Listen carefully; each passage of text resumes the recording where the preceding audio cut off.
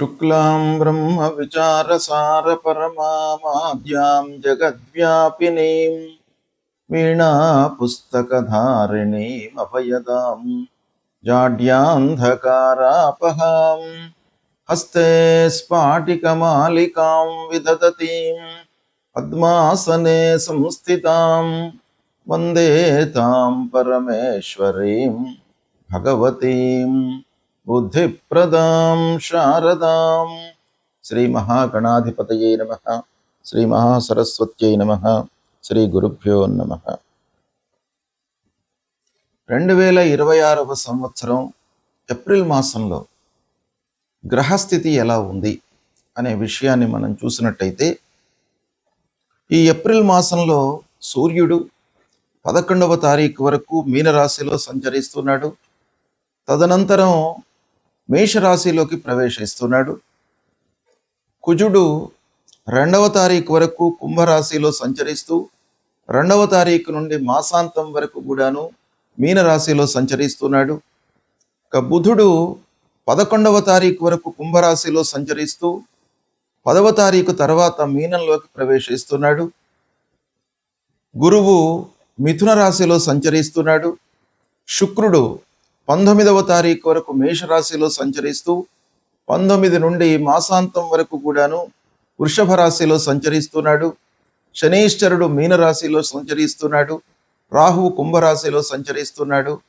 కేతువు సింహరాశిలో సంచరిస్తున్నారు. ఈ విధంగా ఏప్రిల్ మాసంలో గ్రహస్థితి ఉంది. ఈ గ్రహస్థితి ఆధారంగా 12 రాసుల వారికి ఎలాంటి ఫలితాలు, గోచార ఫలితాలు ఎలా ఉన్నాయి అనే విషయాన్ని మనం తెలుసుకుందాం. 2026వ సంవత్సరము ఏప్రిల్ మాసంలో కుంభరాశి జాతకులకు గోచార ఫలితాలు ఎలా ఉన్నాయో తెలుసుకుందాం. ఈ ఏప్రిల్ మాసంలో కుంభరాశి వారికి సూర్యుడు ద్వితీయార్థంలో అనుకూలంగా ఉన్నాడు, ప్రథమంలో ప్రతికూలంగా ఉన్నాడు. కుజుడు ప్రతికూలంగా ఉన్నాడు. బుధుడు అనుకూలంగా ఉన్నాడు. గురువు కూడాను పంచమ స్థానంలో అనుకూలంగా ఉన్నాడు. శుక్రుడు అనుకూలంగా ఉన్నాడు. శని, రాహువు, కేతువు ప్రతికూలంగా ఉన్నారు. ఈ విధంగా గ్రహస్థితి, వాళ్ళ యొక్క స్థానాలు, తత్ఫలితాలను మనం చూసినట్టయితే ఓవరాల్గా కుంభరాశి వారికి గురువు, శుక్రుడు, బుధుడు, సూర్యుడి యొక్క అనుకూలత మూలకంగా మంచి ఫలితాలు ఎక్కువగా మనకు కలిగేటువంటి అవకాశాలు ఉన్నాయి. అందరితో కూడాను సంబంధ బాంధవ్యాలు మెరుగుపడతాయి. పూర్వం ఉన్నటువంటి డిస్ప్యూట్స్ చాలా మట్టుకు పరిష్కరింపబడతాయి. స్నేహితుల యొక్క సహాయ సహకారాలు బాగా అందుతాయి. రావాల్సినటువంటి డబ్బు చేతికి అందుతుంది. వ్యాపారం చేస్తున్నటువంటి వాళ్లకు వ్యాపారంలో అభివృద్ధి కనబడుతుంది. ఈ మాసంలో ప్రత్యేకంగా ఉద్యోగస్తులకు ఉద్యోగము, ప్రయత్నంలో ఉన్నటువంటి వారికి చాలా అనుకూలమైనటువంటి మాసం. ఉద్యోగ ప్రయత్నంలో ఉన్నటువంటి వారికి ఉద్యోగం లభిస్తుంది. ఆల్రెడీ ఉద్యోగం చేస్తున్నటువంటి వాళ్లకు కూడాను వర్క్ ప్లేస్లో చాలా సంతృప్తి, పురోగతి కనబడుతుంది. ప్రయాణాలు కలిసి వస్తాయి. కుటుంబంలో సంతోషంతో ఉంటారు. దాంపత్య జీవితము అనుకూలంగా కొనసాగుతుంది. ఆరోగ్యము నిలకడగా ఉంటుంది.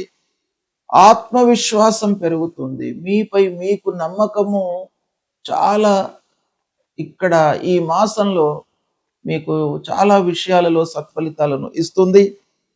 విద్యార్థులకు చాలా అనుకూలమైనటువంటి మాసం. మంచి ఫలితాలు వస్తాయి. మంచి ర్యాంకుతో నిలుస్తారు. మంచి సంస్థ లోపల మీకు అడ్మిషన్ లభిస్తుంది. కొత్త అవకాశాలు కూడాను మీ చేతికి అందుతాయి.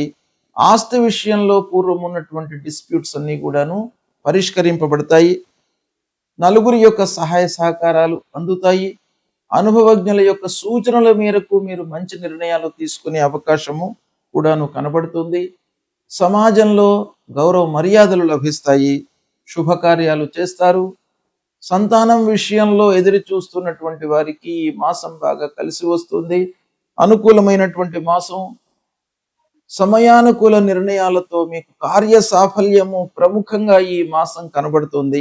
స్నేహితులతో ఆనందంగా గడుపుతారు. వ్యాపారము లాభసాటిగా ఉంటుంది.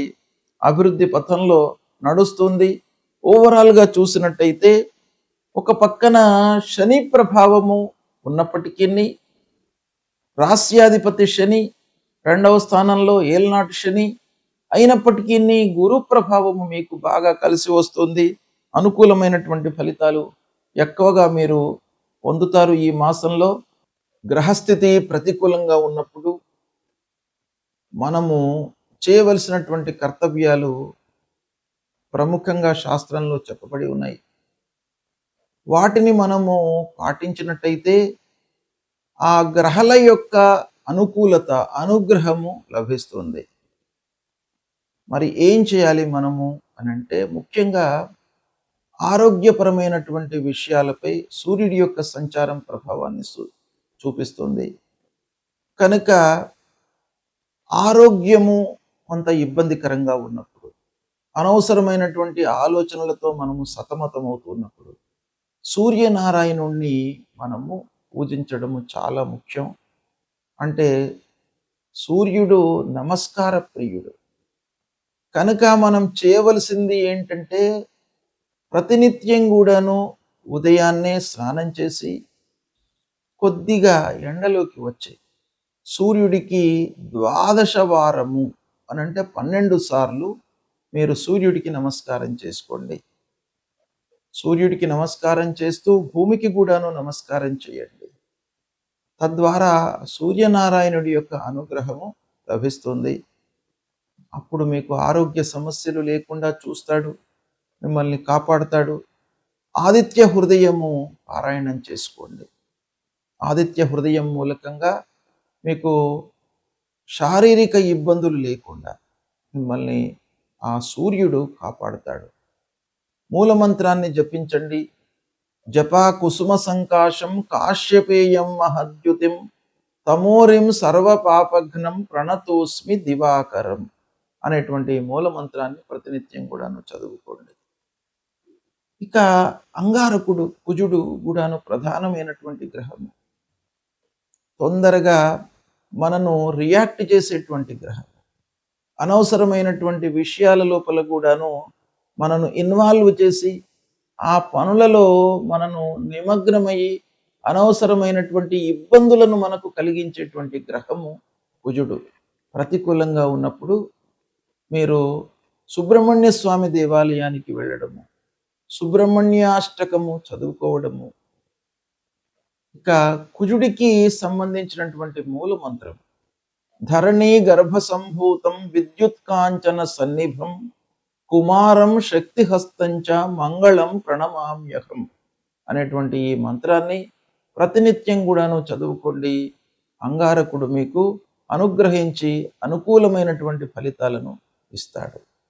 ఇక బుధుడు వ్యాపారము, మన బుద్ధి, ఆలోచన, సరి అయినటువంటి నిర్ణయాలు తీసుకోవడం పైన బుధుడి యొక్క అనుకూలత చాలా అవసరం. కనుక ఆ బుధుడిని అనుగ్రహము కొరకై విష్ణుమూర్తిని స్మరించండి. విష్ణు సహస్రనామ పారాయణం చేసుకోండి ప్రతినిత్యం కూడాను. ఇకపోతే గురువు ప్రధానమైనటువంటి గ్రహము. గురు ప్రతికూలంగా ఉన్నప్పుడు సద్గురువులను సందర్శించుకోండి.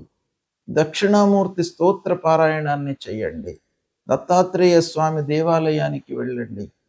దేవానాంచ ఋషీణాంచ గురుం కాంచన సన్నిభం వందనీయం త్రిలోకానాం తం నమామి బృహస్పతిం అనేటువంటి మూల మంత్రాన్ని ప్రతినిత్యం కూడాను చదువుకోండి. ఆ గురువు యొక్క అనుగ్రహము మీకు లభిస్తుంది. అదేవిధంగా శుక్రుడు మనకు అన్ని విధాలుగా సంతోషాన్ని కలిగించేటువంటి గ్రహం. కాబట్టి ఆ శుక్రుడి యొక్క అనుగ్రహం కొరకు మీరు ఏం చేయాలి? మహాలక్ష్మి అష్టకాన్ని ప్రతినిత్యం కూడాను చదువుకోండి. తద్వారా శుక్రుడి యొక్క అనుగ్రహం లభిస్తుంది. శని ప్రతికూలంగా ఉన్నప్పుడు హనుమాన్ చాలీసా పారాయణం చేసుకోండి. ఆంజనేయ స్వామి దేవాలయానికి వెళ్ళండి. నీలాంజన సమాభాసం రవిపుత్రం యమాగ్రజం ఛాయా మార్తాండ సంభూతం తం నమామి శనైశ్చరం అనేటువంటి మూలమంత్రాన్ని చదువుకోండి. రాహు ప్రతికూలంగా ఉన్నప్పుడు అమ్మవారి దేవాలయానికి వెళ్ళండి. రాహు మూలకంగా మనకు ఎన్నో ఇబ్బందులు, భయము, ఆందోళన ఇలాంటివన్నీ కూడాను కలిగే అవకాశాలు ఉంటాయి. ఛాయాగ్రహము మనిషి కంటే కూడాను ఛాయ అనేటువంటిదే చాలా మనకు ప్రధానంగా మనను ఇబ్బంది పెట్టేటువంటి గ్రహము. కనుక అమ్మవారిని దర్శించుకోండి. అర్ధకాయం మహావీర్యం చంద్రాదిత్య విమర్దనం సింహికా గర్భ సంభూతం తం రాహుం ప్రణమామ్యహం అనేటువంటి మంత్రాన్ని ప్రతినిత్యం చదువుకోండి. ఇక కేతువు మీకు ప్రతి విషయం లోపల కూడాను ఒక విరక్తి భావనను కలిగించేటువంటి గ్రహము. ప్రతికూలంగా ఉన్నప్పుడు తప్పకుండా మీ లోపల వైరాగ్యాన్ని ఇస్తాడు. అంటే ఆ పని పైన మీకు అశ్రద్ధను కలిగిస్తాడు. శ్రద్ధ అనేటువంటిదే చాలా ముఖ్యమైనటువంటిది. ఇంట్రెస్ట్ ఉంటే మనకు మార్గాలు ఉంటాయి.